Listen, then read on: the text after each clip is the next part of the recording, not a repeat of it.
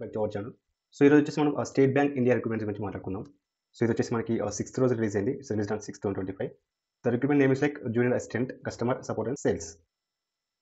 So online registration application payments fees 6 to 26 వరకు మనకి open అవడానికి క్లియర్ చెప్పడం జరిగింది ఇక్కడ. ఇది చూసుకున్నట్టయితే సో ఇది వచ్చేసి మనకి రిక్రూట్మెంట్ యొక్క బ్రీఫ్ అనమాట. సో దాని తర్వాత చూసుకున్నట్టయితే మనం vacancies look at the vacancy once. So coming to the Telangana and Andhra Pradesh, just look at the Amaravati. Circle వచ్చేసి అమరావతి ఉంది. తెలుగు, ఉర్దూ లాంగ్వేజ్ మ్యాండేటరీ ఉండాలి. తెలుగు అన్న ఉర్దూ వచ్చి ఉండాలి క్యాండిడేట్కి. సో ఇక్కడ చూసుకోవచ్చు మనకి ఆంధ్రప్రదేశ్లో మొత్తం మనకి 310 పోస్ట్ అనేవి ఉండడం జరిగింది. సో వాళ్ళు కేటగిరీ వైజ్ డివైడ్ చేశారు. తెలంగాణలో వచ్చేసి మనకి సో హైదరాబాద్ సెంటర్గా ఉంది, మెయిన్ సెంటర్గా. Telugu, Urdu mandatory and total వచ్చేసి 250 పోస్ట్ మనకి 250 పోస్ట్ వచ్చేసి మనకి తెలంగాణలో ఇవ్వడం జరిగింది. ఇంపార్టెంట్ నోట్స్ ఇచ్చారు ఇక్కడ మనకి. సో వీళ్ళు వచ్చేసి వాళ్ళకి కేటగిరీ వైజ్గా ప్రొవైడ్ చేయడం జరిగింది. So reservation wise so PW candidates ఇంకా అప్లై చేసుకోవచ్చు. ఎలిజిబిలిటీ క్రైటీరియా చూసుకున్నట్టయితే మనము సో 01/4/2025 వరకు క్యాండిడేట్ బిలో 20 ఇయర్స్ మాత్రం ఉండొద్దు. అబౌవ్ 25 ఇయర్స్ వాళ్ళకి ఛాన్సెస్ లేదు. సో ఇక్కడ మనం చూసుకుంటే రిజర్వేషన్ ప్రొవైడ్ చేస్తారు వాళ్ళు ఇక్కడ. సో కేటగిరీ వైజ్ రిజర్వేషన్ పెట్టారు.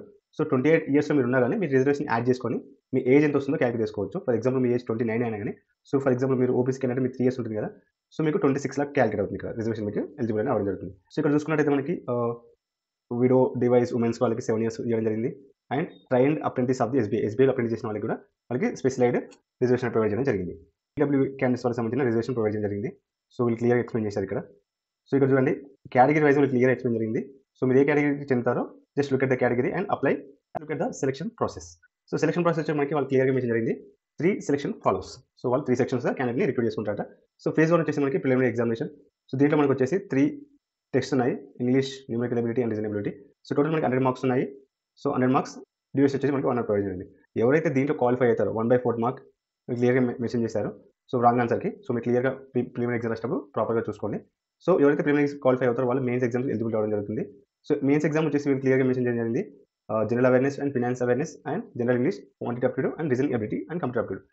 టోటల్ క్వశ్చన్స్ వచ్చేసి మనకి 190 ఉంటాయి. మాక్సిమం మార్క్స్ వచ్చేసి మనకి 200 మెన్షన్ చేయడం జరిగింది. ఇక డ్యూరేషన్ పెంచారు మనకి 2 hours 40 minutes ఇవ్వడం జరిగింది.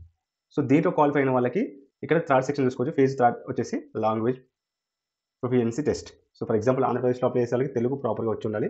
సో దానికి సంబంధించిన సెలక్షన్ ప్రాసెస్ 2 టెస్ట్ మెన్షన్ చేయండి. Non verbal test and verbal test. So దీంట్లో నెంబర్ ఆఫ్ ప్యాసెస్ 3 ఉంటాయంటే 3 టోటల్ 15 మార్క్స్ అంటే each passage is equal 5 marks అనమాట. So total 20. So sorry number of question 15 అనమాట. సో టోటల్ 20 మార్క్స్ ఉంది ఇక్కడ మనకి. So తర్వాత చూసుకున్నట్లయితే వీళ్ళు list of medium of examination according to state apply. ఎవరైతే స్టేట్ వైజ్ అప్లై చేస్తుందో వాళ్ళు ఎగ్జామ్ మోడ్ ఆఫ్ ఎగ్జామ్ అంటే మీడియం ఆఫ్ ఎగ్జామ్ అంటే ఏ లాంగ్వేజ్ రాయాలనుకుంటున్నారు. మనకు క్లియర్గా తెలిసిందే. తెలంగాణ చూసుకుంటే ఇంగ్లీష్, ఉర్దూ, తెలుగు, హిందీ ఉంటుంది. సో ఆంధ్రప్రదేశ్ చూసుకుంటే ఇంగ్లీష్, తెలుగు, సేమ్ ఉర్దూ. వీళ్ళు క్లియర్గా మెన్షన్ చేయడం జరిగింది. సో టెస్ట్లో పాస్ అయిన వాళ్ళకి వాళ్ళు 10th class intermediate marks evidence చూపించాల్సి ఉంటుంది లోకల్ టెస్ట్లో రాయడానికి. సో ప్రిలిమినరీ ఎగ్జామ్ సో ఇది మనకి సెప్టెంబర్ 2025లో షెడ్యూల్ చేస్తారంట. అంటే సెప్టెంబర్ నెక్స్ట్ మంత్ మనకి ప్రిలిమినరీ ఎగ్జామ్ ఉంటుంది. సో ఇక్కడ మెన్షన్ చేస్తారు no hard copy of the call letter preliminary and mains accurate yourself booklet will be not send to the post. వీళ్ళు మనకి పోస్ట్లో పంపారు, మెయిల్కి వస్తుంది. సో మీరు ఫ్రీక్వెంట్ మెయిల్ చెక్ చేస్తూ ఉండాలి. So call letter of the examination ఇక్కడ చూడండి. ఫిలిమ్స్ అయితే క్వాలిఫై అవుతారో సో వాళ్ళకి మెయిన్స్ వస్తుంది. సో మెయిన్స్కి రావాలి. మెయిన్స్కి ఎప్పుడు వస్తుందంటే ప్రిలిమినరీ ఎగ్జామ్ 10 days ముందు వాళ్ళకి కాల్ లెటర్ రిలీజ్ చేస్తారు. మెయిన్స్ ఎగ్జామ్ 10 days ముందు వాళ్ళకి కాల్ లెటర్ రిలీజ్ చేస్తారు. సో వీళ్ళు ఎగ్జామ్ సెంటర్కి వచ్చినప్పుడు వాళ్ళకి ఐడెంటిటీ ప్రూఫ్ తీసుకున్నామని క్లియర్గా మెన్షన్ చేశారు. ఏదైతే వాళ్ళకి గవర్నమెంట్ ఆథరైజ్ ఐడెంటిటీ ప్రూఫ్ ఉంటుంది కదా, అది తీసుకొని రావాలని చెప్పారు. అండ్ వాళ్ళకి కాల్ లెటర్ కూడా తీసుకొని రావాలి. ఇవి లేకపోతే వాళ్ళకి అలో చేయని వీళ్ళకి క్లియర్గా మెన్షన్ చేయడం జరిగింది. సో ఎగ్జామ్ హాల్లోకి వెళ్ళిన తర్వాత ఇక్కడ వీళ్ళు బయోమెట్రిక్ వెరిఫికేషన్ కూడా తీసుకుంటారంట, క్లియర్గా మెన్షన్ చేయడం జరిగింది ఇక్కడ. సో ఇఫ్ మరి కొంతమంది డౌట్ ఉంటుంది మన మొబైల్ ఫోన్ కానీ లేకపోతే పర్సులు కానీ బ్యాగ్ కానీ తీసుకోవాలి సార్ అని చెప్పేసి. సో వీళ్ళు ఇక్కడ క్లియర్గా మెన్షన్ జరిగింది mobile phones and smart watches or any other communication devices are not allowed to the inside the permits of the examination centre. So ఎటువంటివి వీళ్ళు తీసుకోవడానికి ఛాన్సెస్ లేవు. సో ఇక్కడ వచ్చేసి అప్లికేషన్ ఫీ చూసుకోండి. సో అప్లికేషన్ ఫీ వచ్చేసి మనకి SC, ST, PWB, HX, DHS వాళ్ళకి ఎటువంటి ఛార్జెస్ లేవు. సో జనరల్, ఓబీసీడబ్ల్యూ వాళ్ళకి మాత్రం 750 రూపీస్ వీళ్ళు క్లియర్గా మెన్షన్ జరిగింది. సో వీళ్ళు ఇక్కడ ఏం మెన్షన్ చేసింది fee intimation charges once paid will not refund. ఒకసారి మీరు అప్లికేషన్ చేసిన మిస్టేక్స్ వచ్చినా లేకపోతే ఏదైనా కరెక్షన్ చేసుకోవాలన్నా కానీ వాళ్ళు మేము పేమెంట్ రిటర్న్ ఇవ్వండి ఇవ్వరు.